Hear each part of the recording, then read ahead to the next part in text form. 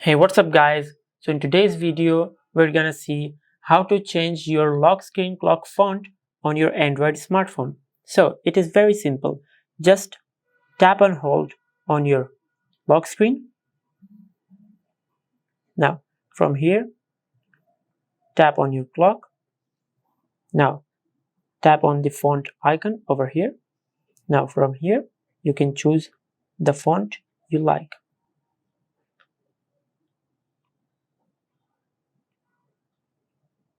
You will choose this one. Tap on done. Hit apply.